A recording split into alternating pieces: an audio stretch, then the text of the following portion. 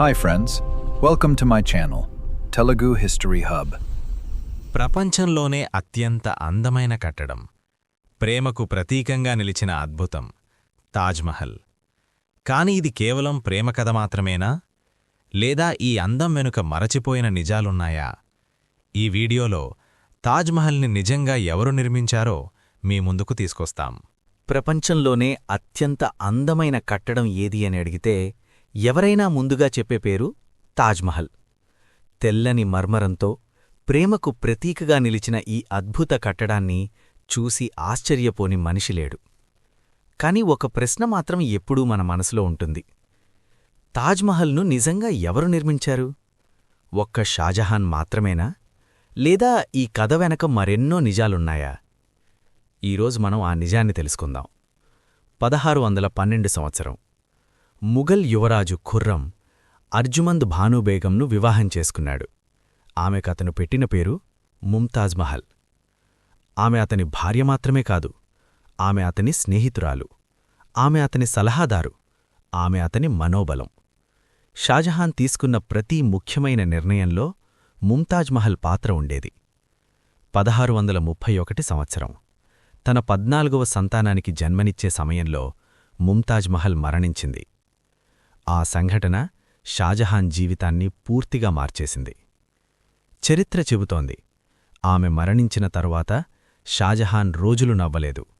కొన్ని నెలల్లోనే అతని జుట్టు తెల్లబడిపోయింది.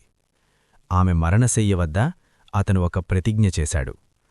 ప్రపంచంలో ఎవరూ చూడని విధంగా నీ ప్రేమకు గుర్తుగా ఒక అద్భుత స్మారకాన్ని నిర్మిస్తాను.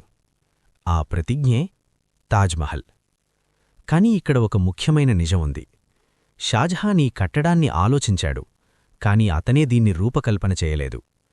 తాజ్మహల్ ప్రధాన శిల్పి ఉస్తాద్ అహ్మద్ లాహోరీ. అతనితో పాటు పర్షియా, మధ్య ఆసియా, భారతదేశం నుంచి ఎందరో గొప్ప శిల్పులు, ఇంజనీర్లు పనిచేశారు. ఇరాన్ నుంచి వచ్చిన కాలిగ్రాఫర్లు, బుఖారా నుంచి వచ్చిన రాతి చెక్కులు, రాజస్థాన్ నుంచి వచ్చిన మర్మర శిల్పులు. ఇది ఒక్క మనిషి చేసిన పని కాదు, ఇది ఒక అంతర్జాతీయ సహకారం. అసలు నిజమైన కట్టడాన్ని నిర్మించినవారు ఎవరో తెలుసా? 20,000 మందికి పైగా కార్మికులు. 1632 నుంచి 1653 వరకు పూర్తి 22 సంవత్సరాలు వారు రాత్రింబవళ్లూ శ్రమించారు. రాజస్థాన్లోని మకరాణా నుంచి తెల్లని మర్మరాన్ని తెచ్చారు. శ్రీలంక, ఆఫ్ఘనిస్తాన్, అరేబియా నుంచి అమూల్య రాళ్లు తీసుకొచ్చారు. ఏనుగులతో రాళ్లు మోశారు. భారీ మట్టి మార్గాలు నిర్మించి మర్మరపురాళ్లను పైకెత్తారు. తాజ్మహల్లో మీరు చూసే ప్రతి పువ్వు చేత్తో చెక్కబడిందే. ప్రతి ఖురాన్ వాక్యం కింద చిన్నగా, పైకి పెద్దగా చెక్కబడింది. కిందనుంచి చూస్తే అన్నీ ఒకే సైజులో కనిపించేందుకు. ఇది కేవలం కళ కాదు, ఇది శాస్త్రం, ఇది ఇంజనీరింగ్ అద్భుతం. కొంతమంది చెబుతారు, కార్మికుల చేతులు కోసేశారట, శిల్పుల కళ్లను గుడ్డిగా చేశారట. కాని చరిత్రలో దానికి ఎలాంటి ఆధారాలు లేవు. ముఘల్ రికార్డుల ప్రకారం కార్మికులకు మంచి జీతమిచ్చారు. వారిలో చాలామంది ఇతర రాజభవనాల నిర్మాణాల్లో కూడా పనిచేశారు. తాజ్మహల్ క్రూరత్వంతో కాదు, కళతో నిలిచింది. ఇప్పుడు ఈ కథలో అత్యంత విషాదమైన భాగం వినండి. ప్రేమకు చిహ్నంగా తాజ్మహల్ను నిర్మించిన షాజహాన్ తన చివరి రోజులను జైల్లో గడిపాడు. అతని సొంత కుమారుడు ఔరంగజేబ్ అతన్ని ఆగ్రా కోటలో నిర్బంధించాడు. ఆ కోటలోని ఒక చిన్న కిటికీ నుంచి షాజహాన్ రోజూ తాజ్మహల్ను చూస్తూ ఉండేవాడు. మరణించిన తరువాత అతన్ని ముంతాజ్ మహల్ పక్కనే సమాధి చేశారు. రాజు కాదు, చక్రవర్తి కాదు, ఒక ప్రేమికుడిగా. అయితే చివరి ప్రశ్న, తాజ్మహల్ను నిజంగా ఎవరు నిర్మించారు?